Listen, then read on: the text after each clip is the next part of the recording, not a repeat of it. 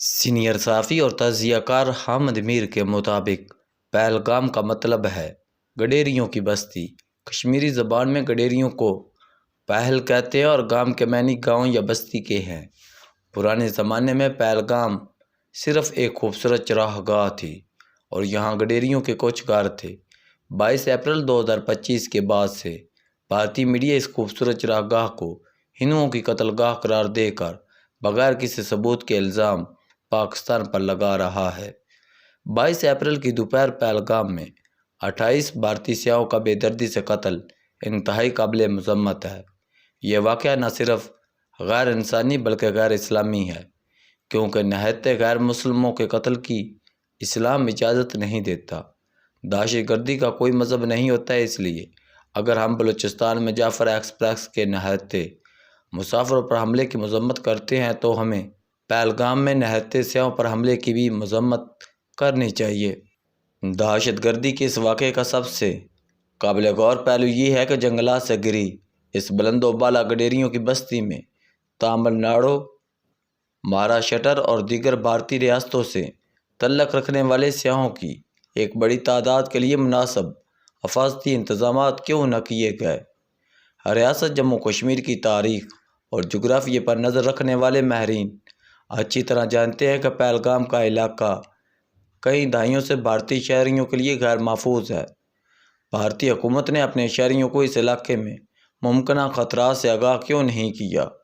کیا یہ بھارتی سیکورٹی اداروں کی ناکامی نہیں ہے کہ اچانک جنگل سے M4 امریکی رائفلوں اور AK-47 رائفلوں کے ساتھ عسکریت پسند نمودار ہوئے اور انہوں نے بہت سے انستے گاتے سیاحوں کو گھیرا ڈال کر صرف مردوں کو گولیاں ماریں؟ عورتیں اور بچے ان کی گولیوں کا نشانہ نہیں بنے۔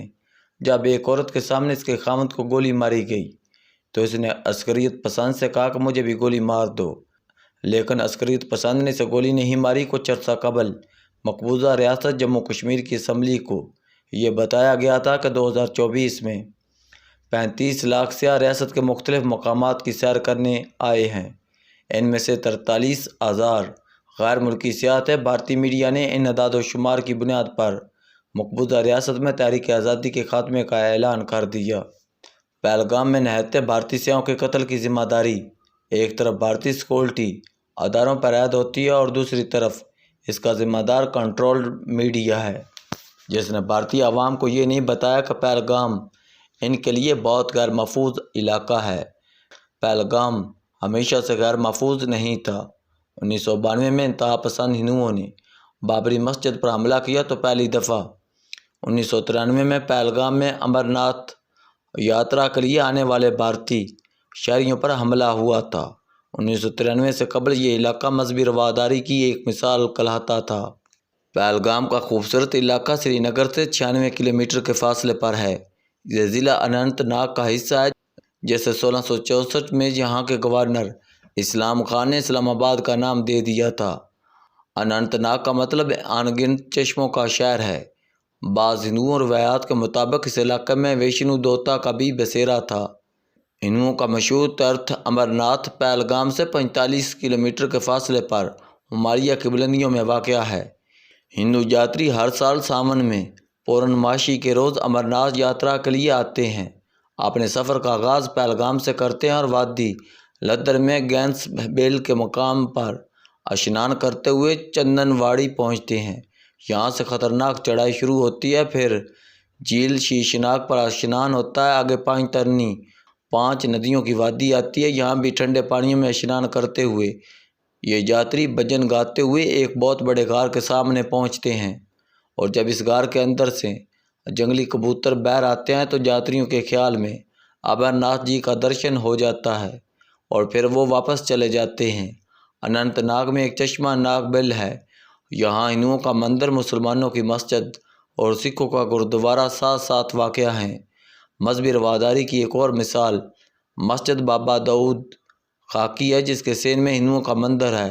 ایک اور کشمیری صوفی ریشا مول کا مقبرہ بھی اس علاقے میں ہے، جن کی عقیدت مندوں میں مسلمانوں کے ساتھ ساتھ ہندو بھی شامل ہیں، لیکن بدقسمتی سے بابری مسجد کے واقعہ نے اس علاقے میں مذہبی رواداری پر منفی اثرات مرتب کیے۔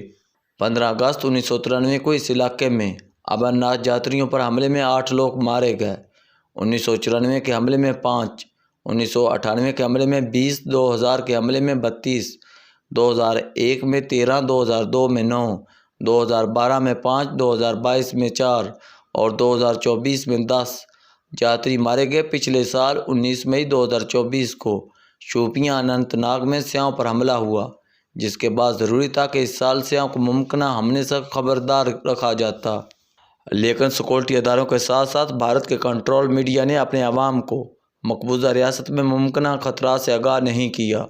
हालांकि पहलगाम के जंगलात में सिक्योरिटी फोर्सेस आए रोज़ सर्च ऑपरेशन करती है। सितंबर 2023 में अनंतनाग के इलाके की करनाग के पहाड़ी जंगल में भारतीय फ़ौज ने मुकामी पुलिस के साथ मिलकर एक सर्च ऑपरेशन शुरू किया, जिसमें भारतीय एयरफोर्स के ड्रोन भी शामिल थे। जंगल में कई दिन तक शदीद लड़ाई हुई, जिसमें राष्ट्रीय राइफल्स के कर्नल मनप्रीत सिंह और जम्मू कश्मीर पुलिस के एक एसपी हमायूं भट्ट समेत कई अफसरान मारे गए। ये लड़ाई इसी ग्रुप से हुई जिसने पहलगाम में स्याओं पर हमले की जिम्मेदारी कबूल की है। ये ग्रुप 2019 में भारतीय आईन की दफ़ा 370 ख़त्म होने के बाद मार्च बराए मज़ामत के नाम से कायम हुआ था। इस ग्रुप के कमांडर शेख सज्जाद गुल का तल्लक श्रीनगर से हैं, जो दिल्ली के तिहाड़ जेल में 4 साल कबल कैद गुजार कर 2006 में रहा हुआ और 5 अगस्त 2019 के दोबारा मुतहर्रिक हुआ। यह ग्रुप गैर मकामी हिंदुओं को मकबूजा रियासत के डोमिसाइल जारी करने की पॉलिसी के खिलाफ सरगर्म अमल है, लेकिन निहत्ते स्याओं पर हमला किसी भी सूरत में आज़ादी की जंग करार नहीं दिया जा सकता। इस किस्म के हमले कहीं भी हों, हमलावरों की नस्ल, कौम और मज़हब के लिए बदनामी का बायस बनते हैं। 14 फरवरी 2019 को पुलवामा में CRPF के काफ़िले पर हमले के बाद 26 फरवरी 2019 को भारत ने पाकिस्तान पर फ़ज़ाई हमला करके अपने ही नुकसान किया था। 22 अप्रैल के पहलगाम हमले के बाद पाकिस्तान के खिलाफ 22 अप्रैल के पहलगाम हमले के बाद पाकिस्तान के खिलाफ फिर किसी एडवेंचर का ख़तरा मौजूद है। वाज़ेह है, मसला कश्मीर किसी एडवेंचर से नहीं, आखिरकार बातचीत से तय होगा।